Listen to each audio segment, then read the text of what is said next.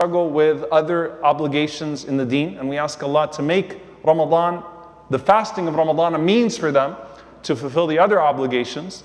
But just as people, can fast Ramadan, but they can't do a lot of those other things throughout the year, in many ways, people sort of relegate this practice to this special 10 nights, and that's it. And we don't really touch it. And maybe one day, my faith will get to the point that I feel connected enough to Allah subhanahu wa ta'ala that I can start to entertain that conversation. And then once I start to dive into the books and I start to read about the way that the Salaf, the way that the pious predecessors viewed Qiyamul Layl seemingly as an obligation, not an obligation in the technical sense, which we'll get to, but as an obligation on themselves for spiritual health, it can be demoralizing and depressing because you read that and you say, where am I? And these people who would blame themselves so much for missing one night of Qiyamul Layl, and I don't remember the last time that I prayed a meaningful night. Foremost, when you talk about coming close to Allah subhanahu wa ta'ala, it is true that مَا تَقَرَّبْ إِلَيَّ عَبْدِي بِشَيْءٍ that no تَرَتُهُ عَلَيْهِ than what I have already made obligatory upon them. You can't prioritize the nawafil over the fara'id. You can't prioritize the voluntary deeds over the obligatory deeds. However, if a person tastes the sweetness of certain voluntary deeds, not only can it help them be more consistent with the obligatory deeds, it can help revive the spirit of those obligatory deeds. In fact, which is what Aisha radiallahu ta'ala anha said about Surah Al-Muzammil. If you read Surah Al-Muzammil, the third revelation to the Prophet sallallahu alaihi wasallam, it is a page and a half. The second half is one ayah. And Aisha radiallahu ta'ala anha says that Allah withheld the second part of Al-Muzammil for an entire year from us. Meaning what? When Allah first revealed to us, Ya ayyuha al-muzammil, qum al-layla illa qalila, nisfahu aw inqus minhu qalila, aw zid alayhi wa rattil al-Qur'ana tartila. Allah subhanahu wa ta'ala revealed to the Prophet sallallahu alaihi wasallam and to the ummah by extension to stand up and pray at night. To stand up and pray a significant portion of the night and to recite a significant portion of what was revealed. Aisha radiallahu anha said, for a year, the obligation upon us was Qiyamul Layl. Meaning Qiyamul Layl, the night prayer, was an obligation on the ummah for an entire year before the obligation of the 5 prayers came later on.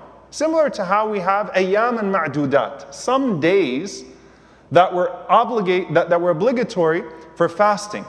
But when Ramadan came, they became voluntary, like the fasting of Arafah and Ashura and other days like that. Okay, so with the prayer of Qiyamul Layl, she says that for a whole year, and this was the most difficult time in the life of the Prophet ﷺ and by the ummah who was facing persecution and had no community, which is one of the wisdoms that the ulama mentioned. They didn't have a community to gather. They had no masjid.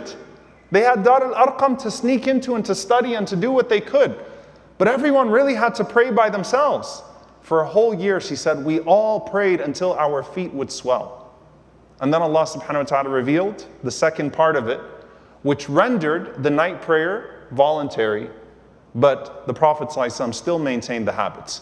Meaning the Prophet ﷺ still would pray until his feet would swell. And of course, many of the companions would maintain that habit. And there was a wisdom to that. That when you are struggling, this practice is not just a means of giving you great perspective and great connection to your Lord, but it also provides a unique level of relief, of of stress and anxiety. And that's something that's very unique about this particular habit, this particular good deed. When you read about it, the way that the companions and the Salaf and the pious predecessors speak about this act in particular as being one that removes stress. You stand up at night, you have a direct connection to your Lord, it's quiet, you don't have a meeting coming up, right? You can create the scene, set the scene. The kids are most likely sleeping. They should be sleeping at that time. It's just you and Allah subhanahu wa ta'ala. The rules of Qiyamul Layl are not as rigid. And I don't say that in a negative way, but with the maktuba, with the mandatory prayers, there are certain things you can and can't do, but with the Qiyam, you can spend the whole night with 1 or 2 ayat. You can allocate certain time to your sajda, certain time to your standing up. It's a moment of joy. Joy is meaningful. It's, people are searching for it here and there. And it's in those few moments at night. And I'm going to get to this at the end, but that doesn't mean praying all night. That means those few moments, that 10, 15 minutes, that 20 minutes of recalibrating every single night, at some point in the night, between you and Allah subhanahu wa ta'ala.